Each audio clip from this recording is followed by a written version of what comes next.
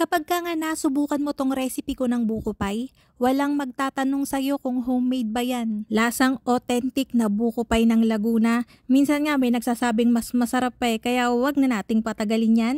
At simulan na natin. Madaling-madali lang to and hindi komplikado. Dito, meron akong 300 grams ng all-purpose flour, 1 teaspoon ng sugar, 1/2 teaspoon ng salt. Haluin lang natin yan and then maglalagay tayo ng 125 grams ng shortening. Pwede din ng butter or kaya refrigerated margarine. Haluin lang natin yan hanggang parang maging pulburo na yung texture. And then, tsaka tayo maglalagay ng 125 ml o 1/2 cup ng water. Room temperature lang naman yung ginamit ko, pero pwede rin ng cold water kung yun ang gusto nyo. Haluin lang natin yan gamit ang kamay hanggang sa mabuo na. Itong dough na to ay katulad lang din ng pang-empanada. Huwag niyong mamasahin kasi titigas siya tapos uurong siya ng malala. Hindi siya magiging mayabo o crumbly. Kailangan nyo lang gawin ay pagsama-samahin hanggang wala nang natitirang dry na flour. Ganyan lang yung ginagawa ko. Kapag kasi tumigas yan o kaya naging minasa nyo siya ng minasa, lalambot yan, hindi na siya parang crust, parang siyang tinapay. Ito ay Pinoy crust kung tatawagin natin, pang bakery. So yun, kumuha kayo ng plastic na labo, pwede rin naman ng cling wrap, tapos balutin nyo yan, tanggalin nyo lahat ng hangin, and i-rest natin to for 10 to 15 minutes para lang mas madali natin siyang i-handle at hindi siya magbibitak-bitak. Ang gagamitin nating pan dito ay isang piraso ng size 9 or size 10 na paipan. Nilagyan ko na yan ng shortening para hindi dumikit. Tanggalin na sa plastic na labo yung ating dough. Makikita nyo medyo malambot na yan kasi rested na siya. Mas madali na natin siyang maifa-flatten nang hindi napupunit. Hinati ko yan ng 3/4 and 1/4. Yung 3/4 part ay yun yung pangsasapi natin dun sa pan. Yung 1/4 kasama yung matitira na pinangsapi natin ay magiging pantaklob natin dun sa pie. Okay lang na gumamit kayo ng extra flour pang dust, walang problema, hindi yun makakatigas ng dough. Mas maiging maglagay para mas madali nating ma-flatten siya. See? Kadalasan nagkakaproblema dito, napapansin ko yung nagbibitak-bitak. Huwag niyong mamasahin, titigas talaga yon.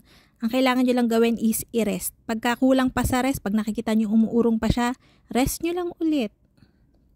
Pagkalapat natin dito sa pan, i-punch nyo yung nasa gilid para ma-release yung mga na-trap na air. Pangit kasi yon, hindi magiging lapat yung ating pie dun sa pan kapag may nakatrap na air. Tapos ayan, nakita nyo, pinagsama ko yung natira natin, tsaka yung hinati natin kanina. Ifa-flatten din kagad natin to kasi dapat habang mainit pa yung buko filling natin, mailagay na natin siya kaagad. Kasi pagka nagkaroon ng film o lumamig yung ibabaw ng ating buko filling, pagka na-bake natin yan, nagsiseparate yan. Hindi yan dumidikit dun sa filling natin. So ayan, isang tabi na natin yan and magluluto na tayo ng filling natin. Dito, meron akong 1 cup ng buko water, 3/4 cup ng gata, and 1/2 cup ng milk.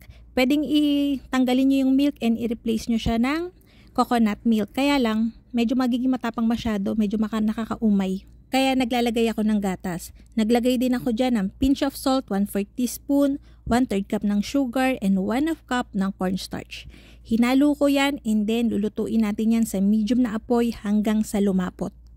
Baka magtaka kayo kung bakit ako naglalagay ng gata sa buko pie. Actually, mapapansin nyo kahit sa macaroons, sa iba pang bake products ko na may buko, naglalagay talaga ako ng gata.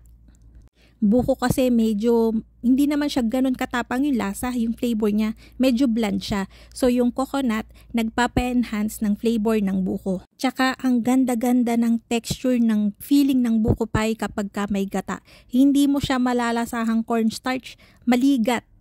Kaya promise, maglagay kayo. Nung lumapot na pala yung ating filling, naglagay na ako doon ng 300 grams ng buko meat. Pwede nyong i-adjust yun, pwedeng dagdagan, pwedeng bawasan. Pero yung 300 grams ay sakto para dito sa paipan na to. Napansin nyo, nilagyan ko ng egg wash yung palibot ng paipan natin para kung sakaling kumulo yung filling natin habang nagbe-bake, hindi siya aangat, hindi siya bubuka, hindi tatagas yung filling natin para talagang nakaseal. And then, tanggalin na natin yung excess na crust. Ito, pwede nyo tong ilagay sa ref para kung sakaling gagawa ulit kayo o kaya gagamitin nyo sa pang-empanada o iba pang bake products, pwede nyong ihalo. Huwag nyong itapon, masasayang. Tapos ayan, pwede nyo naman ganyan na lang, plain na lang, pero ako ginagawa ko, kinukurot-kurutan ko siya para may design. Tapos lalagyan natin yan ng egg wash, tapos lalagyan natin yan ng butas ng kutsilyo. Pwede na naman kung anong pantusok nyo dyan. Basta kailangan nyo siyang lagyan ng butas para sumingaw yung steam. Again, malambot yung feeling natin. Pagka kumulo yan, pwede yung kahit naglagay tayo ng egg wash, pwedeng bumuka yung crust natin, yung pabalat natin. So, tatagas. Kaya para hindi, may labasan siya ng steam, butasan nyo. Tapos, ibibake natin to sa 180 degrees Celsius for 20 to 22 minutes. Pagka ayaw nyo siyang medyo malutong masyado, o kaya ayaw nyo mag-brown masyado, babaan nyo yung baking time. Okay lang naman yun. May iba kasi na medyo maputla yung gusto, pero ako gusto ko yung malutong kasi mas masarap siyang kainin. After baking nga, pwede nyo tong i-rest tapos magiging firm. Buo yung natin yan, yung feeling natin. Kaya lang ito, nirest ko lang siya for 10 minutes para maipakita sa inyo kung ano yung texture niya pag mainit nyo pa siyang isi-serve. Ganyan. Ang sarap talaga niyan. Mas masarap to kainin pag mainit. Pero pagka malamig naman, mas masarap siyang kainin. Mas hindi siya nakakaumay. Mas mapaparami kang kain pagka malamig yan. So, ayan itsura niyan pagka malamig na. So, ayun na nga mga kalutong tinapay. Sana'y nagustuhan niyo yung ating video for today. Magkita-kita tayong muli. Ito pong mali ang lutong tinapay. Bye-bye!